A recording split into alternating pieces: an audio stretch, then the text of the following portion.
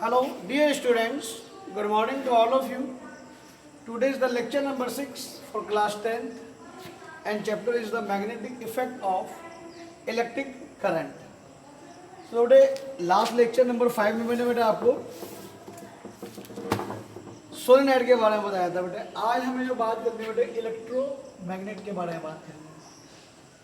किसके बारे में बात करनी है बेटा आज हमें? इलेक्ट्रोमैग्नेट.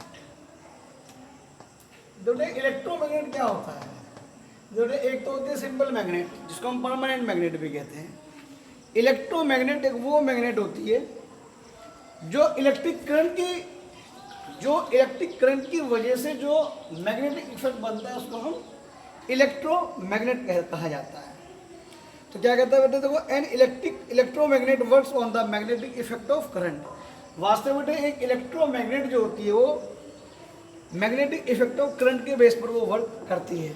तो सबसे पहले मैं थोड़ा सा आपको एक डिविजन के रूप में बता रहा हूँ, उसको आप नोट कर लेंगे अपनी नोटबुक पर. एन इलेक्ट्रोमैग्नेट इज ए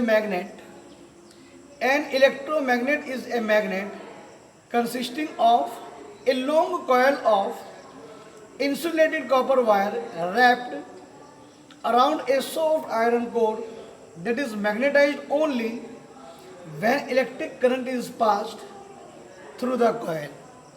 तो अगर हम इसको सही तरह से समझे, इलेक्ट्रोमैग्नेट एक वो मैग्नेट है जिसके अंदर लॉन्ग कॉइल होती है इंसुलेटेड कॉपर वायर की. रैप्ड मीन इसको लपेट देते हैं हम around a soft iron core के ऊपर. और वो जो सॉफ्ट आयरन कोर जो होती है वो मैग्नेटाइज होती है only when electric current is pass through the coil. तो मान लीजिए बेटे ये आपके पास एक सॉफ्ट आयरन कोर का एक मटेरियल है, करेक्ट. और यहाँ पर मान लीजिए बेटे हम यहाँ से हम इसको लपेटते हैं.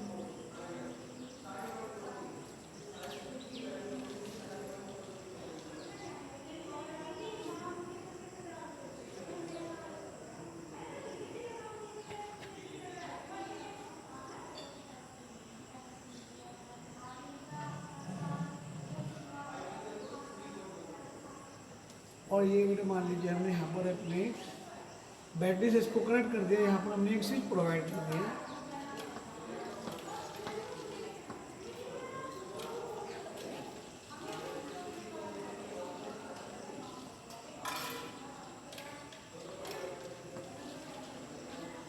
तो इधर जो होगा वो इसका नॉर्थ पोल होगा, इधर इसका ये साउथ पोल होगा. और आप बेटे ये समझिए ये एक सॉफ्ट आयरन कोर मटेरियल है, करेक्ट. तो जब हम एक सॉफ्ट आयरन कोर पर इंसुलेटेड कॉपर वायर को रैप कर देते हैं तो वो एक इलेक्ट्रोमैग्नेट बन जाती है.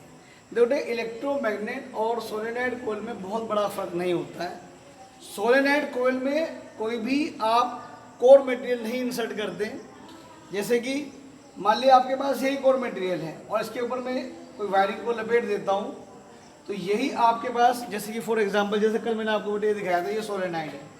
अब मान लीजिए बेटे यही सोलेनॉइड है आपके पास, ये आपके पास समझ लीजिए कोर, ये जो चौक है बेटे कोर का काम कर रही है और मैं इसको इसके यहाँ पर लपेट देता हूँ तो अब ये इलेक्ट्रोमैग्नेट बन जाती है, करेक्ट. अब आप बेटे ये समझिए ये जो चौक है ये एक सॉफ्ट आयरन कोर का मटेरियल है. तो जब हम इसके अंदर में इलेक्ट्रिक करंट प्रोवाइड करते हैं, इलेक्ट्रिक करंट इसके अंदर हम प्रोवाइड करते हैं तो ये एक इलेक्ट्रोमैग्नेट बन जाती है. तो बेटे जो इलेक्ट्रोमैग्नेट होती है इलेक्ट्रोमैग्नेट जो होता है उसका magnetic effect several times increase हो जाता है. कारण ये जो सॉफ्ट आयरन कोर मटेरियल है, ये जो सॉफ्ट आयरन कोर मटेरियल होता है ये एक ऐसा मटेरियल होता है जो कि मैग्नेटिक इफेक्ट को सेवरल टाइम्स वो इंक्रीज कर देता है. और नंबर 2, सॉफ्ट आयरन कोर का जो मटेरियल होता है वो केवल तभी तक ही जब तक ही मैग्नेटाइज होता है जब तक इस कॉइल के अंदर इलेक्ट्रिक करंट फ्लो होता है. जैसे ही इलेक्ट्रिक करंट फ्लो होना बंद होता है तो इस सॉफ्ट आयरन कोर मटेरियल के अंदर आपके पास इमीडिएटली मैग्नेटिक इफेक्ट भी खत्म हो जाता है. एक क्वेश्चन बेटा अक्सर पूछा जाता है पेपर में, why we use soft iron core material for making an electromagnet. यानी कि हम सॉफ्ट आयरन कोर मटेरियल को ही क्यों प्रीफर करते हैं इलेक्ट्रोमैग्नेट को बनाने के लिए? कारण बेटे इसके लिए हम सिंपल आयरन मटेरियल भी यूज़ कर सकते हैं, लेकिन सॉफ्ट आयरन कोर को जो यूज़ करा जाता है, जितना मैग्नेटिक इफेक्ट एक इलेक्ट्रोमैग्नेट का ये इंक्रीज कर देगी, कोई भी मटेरियल ऐसा नहीं है नेचर के अंदर जितना magnetic effect soft iron core material increase करेगी और कोई अदर मटेरियल इतना मैग्नेटिक इफेक्ट इंक्रीज कर सके।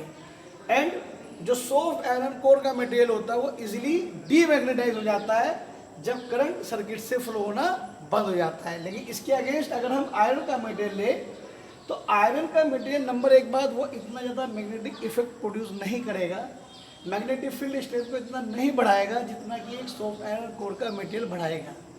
एंड नंबर टू, जो आयरन कोर का मटेरियल होता है, जो सिंपल आयरन कोर मटेरियल होता है वो बेटा इजीली डीमैग्नेटाइज नहीं होता है। इट मीन्स जब करंट को भी हम फ्लो होना बंद हो जाएगा सर्किट के अंदर, इवन उस आयरन मटेरियल के अंदर मैग्नेटिक इफेक्ट कुछ बना रह जाता है। इसलिए जो प्रीफर करा जाता है इलेक्ट्रोमैग्नेट को बनाने के लिए सिर्फ और सिर्फ एक सॉफ्ट आयरन कोर को ही मटेरियल को हम यूज करते हैं।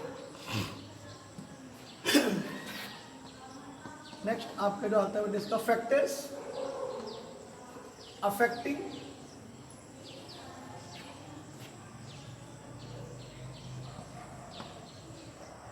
the strength of electromagnet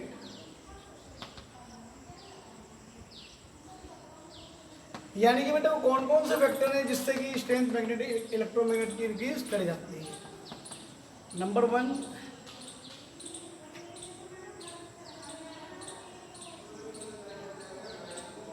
magnetic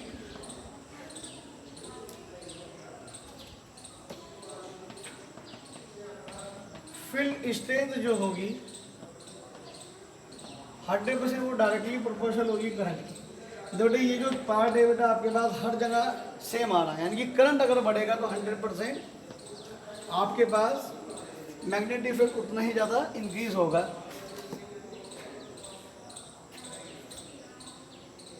second,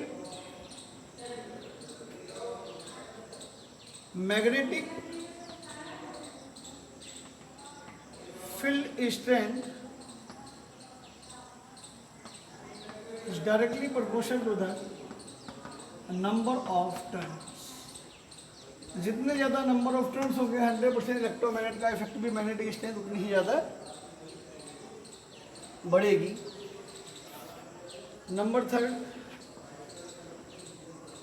magnetic field strength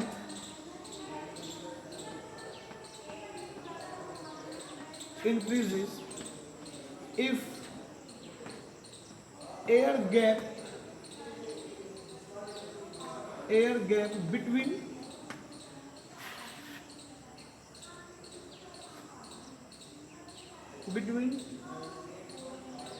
number of turns in between turns decreases। तो इस पॉइंट को समझिए। मान लीजिए बेटे ये आपके पास नंबर ऑफ टर्न्स के बीच में एयर गैप जितना कम होगा, नंबर ऑफ टर्न्स के बीच में, यानी कि जैसे बेटा आपके पास ये है तो ये जो एयर बेटा अगर ये एयर गैप अब ज़्यादा है तो मैग्नेटिक स्ट्रेंथ कम होगी। अगर ये आपके पास गैप को मैं कम कर देता हूँ तो स्ट्रेंथ ज़्यादा होगी। यानी कि जितना एयर गैप कम होगा नंबर ऑफ टर्न्स के बीच में 100% मैग्नेटिक स्ट्रेंथ आपके पास उतनी ही इंक्रीज हो जाएगी। तो ये रहा बेटा आपके पास इलेक्ट्रोमैग्नेट के बारे में। अब एक आपके पास डिफरेंस है बेटा, वो आप अपनी बुक से लिख लेंगे। What is the difference between permanent magnet and temporary magnet? तो बेटा जो इलेक्ट्रोमैग्नेट होती है वो एक टेम्परेरी मैग्नेट होती है और जो बार मैग्नेट होती है वो एक परमानेंट मैग्नेट होती है। अब बेटा बार मैग्नेट जो परमानेंट मैग्नेट होती है उसका मैग्नेटिक इफेक्ट परमानेंटली रहता है, यानी कि उसके मैग्नेटिक इफेक्ट बना ही रहता है। जबकि इलेक्ट्रोमैग्नेट का अंदर मैग्नेटिक इफेक्ट केवल जब तक ही प्रोड्यूस रहता है जब तक इलेक्ट्रिक करंट होता है। आप नंबर 2, आप जो परमानेंट मैग्नेट है उसको उनके पोल्स को आप बदल नहीं सकते हैं, जबकि जो टेम्परेरी मैग्नेट है आप उसके पोल्स को बदल सकते हैं by changing the direction of current. And number third one is the, आप जो टेम्परेरी मैग्नेट है उसकी आप मैग्नेटिक स्ट्रेंथ को इंक्रीज नहीं कर सकते, जबकि इलेक्ट्रोमैग्नेट को आप जितना चाहे उसका मैग्नेटिक स्ट्रेंथ आप इंक्रीज कर सकते हैं। ठीक है ना। तो बेटा ये कुछ डिफरेंस है, वो आप अपनी बुक से लिख लेना, आ सकता है क्वेश्चन। ठीक है ना। इसके बाद बेटा आपके पास एक्सरसाइज आ जाती है, करेक्ट। तो जो एक्सरसाइज आ जाती है, चलो मैं कुछ क्वेश्चन आपको करवा देता हूँ। जैसे कि एक क्वेश्चन बेटा आपके पास यही है, क्वेश्चन नंबर जो है बेटा आपके पास 42 अपॉन पेज नंबर 84 पर है। मान लीजिए बेटा ये आपको दो कॉइल दे रखी है बेटा, अच्छे। इसके अंदर ये करंट इसके अंदर इस तरह से फ्लो हो रहा है, इसके अंदर करंट आपके पास इस तरह से फ्लो हो रहा है। ठीक है ना। तो ये मान लीजिए बेटा एक्स कॉइल है, आपके पास वाई कॉइल है। तो बेटा एक्स में और वाई में वो आपसे पोलरिटी पूछता है। तो बेटा पोलरिटीज को फाइंड आउट करने के लिए हम क्लॉक फेस रूल का यूज़ कर सकते हैं। इसमें जो करंट फ्लो हो रहा है वो क्लॉक वाइज हो रहा है, तो डेफिनेटली बेटा ये जो होगा वो कौन सा होगा, ये साउथ पोल होगा। इसके अंदर एंटी क्लॉक हो रहा है, तो ये कौन सा पोल होगा, ये नॉर्थ पोल होगा, करेक्ट। इसी प्रकार से बेटा एक क्वेश्चन नंबर 38 है आपके पास। जो क्वेश्चन नंबर 38 में दे रखा है वो आपके पास, ये आपके पास एक सिलेंडरिंग बॉल दे रखी है आपको, करेक्ट। ये इसके अंदर बेटा करंट आपके पास इस तरह से जा रहा है। ठीक है ना। ये आपके पास समझिए बेटा इस तरह से इसके अंदर वाइंड होकर ये इस तरह से जा रहा है, करेक्ट। तो बेटा इसके अंदर से आपसे वो पोल पूछता है। तो फिगर 1 विल द एंड ए, जो ए होगा वो नॉर्थ पोल होगा या वो आपके पास साउथ पोल होगा, करेक्ट। जो आपके पास अगर आप इसमें ऑब्जर्व करोगे, तो इसमें जो ऑब्जर्व करोगे आपके वो पूछ रहा है बेटा ए एंड। अब देखो जो ए एंड है यहाँ पर करंट एंटी क्लॉकवाइज है। ठीक है ना। इसमें ये तो हो गया, ये तो हो गया बेटा आपके पास, ये तो मैंने पहले बना दिया बेटा। एक्चुअली में ये आपके पास जो रहेगा, ये आपके पास जो रहेगा ये ए एंड है और ये ए एंड है। तो देखो बेटा ये तो आपके पास रहेगा, आपके पास ये नॉर्थ पोल रहेगा और ये साउथ पोल रहेगा। क्यों रहेगा, देखो बेटा या तो आप अगर ये रूल भी लगाएं, तो बेटा अगर मैं इसको इस तरह से पकड़ूंगा तो थंब मेरा नॉर्थ पोल को देगा और ये हमें साउथ पोल देगा। नहीं तो अगर आप यहाँ से देखेंगे तो करंट देखो बेटा एंटी क्लॉक है, तो आप क्लॉक फेस रूल लगाएंगे तो ये नॉर्थ पोल बनेगा, तो 100% इसका जस्ट अपोजिट साउथ पोल बनेगा ही बनेगा। तो बेटा कुछ क्वेश्चंस हैं, ये आप अपना ट्राई करना, फिर नेक्स्ट 7 लेक्चर में मैं आपको आगे बढ़ाऊँगा। बेटा आज का लेक्चर यहीं पर मैं समाप्त करता हूँ। ओके, थैंक यू बेटा।